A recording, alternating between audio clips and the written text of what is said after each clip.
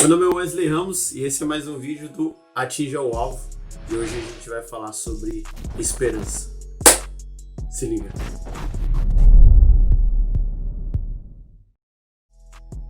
Antes da gente começar a falar, já quero pedir para você deixar o seu like, deixar um comentário se você gostar e se você achar útil, no final compartilha com alguém, manda no grupo, manda no privado no Instagram, no direct, pega o link do YouTube por onde você estiver vendo e compartilha se você achar que essa palavra vai ser bênção para alguém.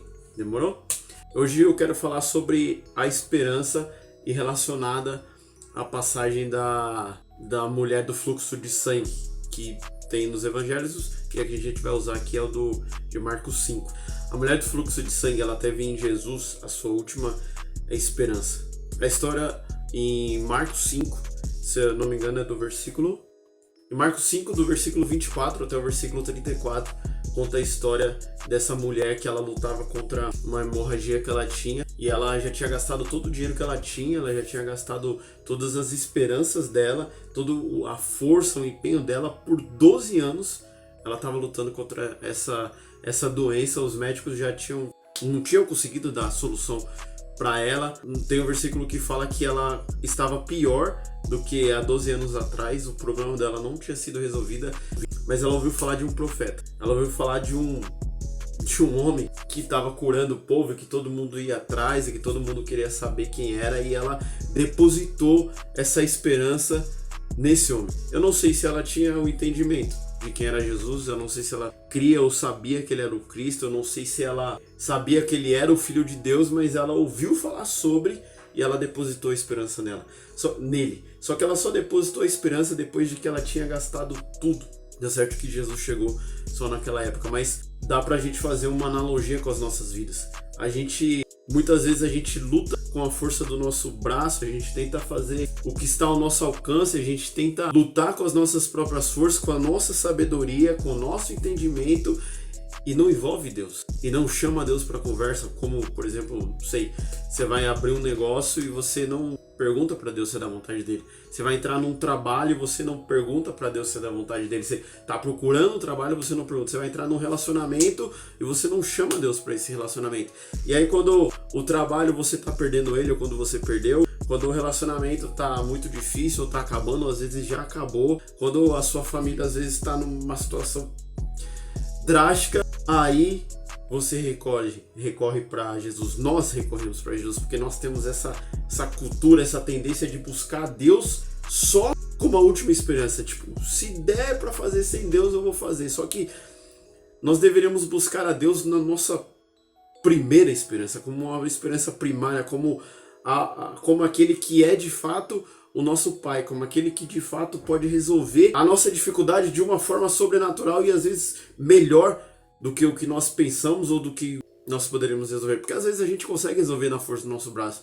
Às vezes a gente consegue solucionar esse problema no trabalho, solucionar esse problema no relacionamento, solucionar esse problema na família, ou seja, em qualquer lugar.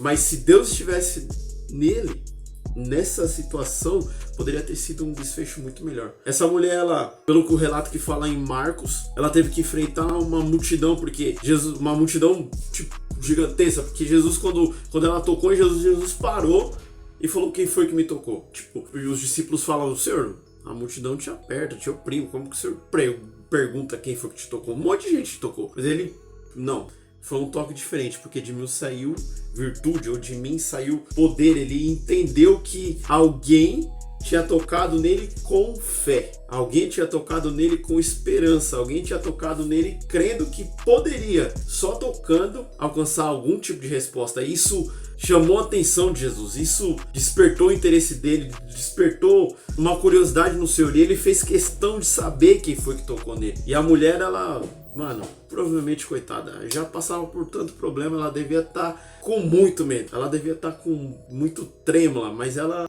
apareceu, ela viu que não teria como se esconder, ela falou: fui eu que te toquei. E aí fala o seguinte, no versículo de 34, Jesus lhe disse: filha, a sua fé a curou, vá em paz, seu sofrimento acabou. Glória a Deus. Ela decidiu enfrentar toda a adversidade que ela poderia ter enfrentado, que era aquela multidão imensa, porque pensa, às vezes a gente tem vergonha de chegar numa pessoa para pedir uma informação, fazer coisas simples, e ela tinha milhares de pessoas na frente dela para ela enfrentar e passar, e quanta gente não deve ter achado ruim o que ela fez, enfim. E ela tocou lá e ela ouviu de Jesus essa palavra: filha, a sua fé, essa sua atitude, que a fé leva a atitude, a curou, o seu sofrimento acabou. A última esperança que ela tinha, porque ela já tinha gastado toda, foi Jesus, e Jesus foi o único que resolveu o problema dela. E Jesus, ele pode ser a nossa última esperança, mas ele não precisa ser a última esperança. Ele pode ser a nossa esperança primária. Você pode ouvir isso e amanhã ou hoje você está no início de uma situação onde você pode escolher ou não envolver o Senhor. E que nós escolhamos hoje envolver o Senhor nas decisões que nós precisamos tomar, porque Ele é o alfa e o ômega. Ele é o princípio e fim.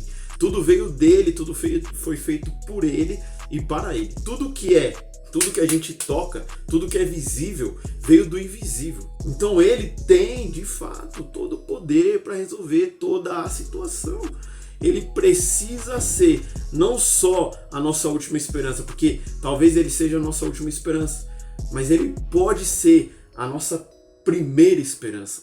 A esperança onde nós vamos recorrer como um parceiro, como um pai, ou Jesus como um irmão mais velho. E é esse entendimento que eu quero trazer hoje, que a gente possa buscar o Senhor como a nossa primeira esperança, como aquele que tem a resposta para aquilo que a gente precisa, para aquilo que a gente necessita. Amém? Que o Senhor abençoe. Não esquece de deixar o curtir se você gostou. Se não gostou, pode deixar o dislike pra gente ter o feedback. Se tiver alguma coisa para falar, comenta, interage com a gente. Se achou útil, compartilha. Manda no grupo, manda no direct, posta aí. Se você for postar no status, marca a gente pra gente saber que você compartilhou, tá bom? Abençoa a gente, abençoa outras pessoas e que o Senhor seja a nossa esperança.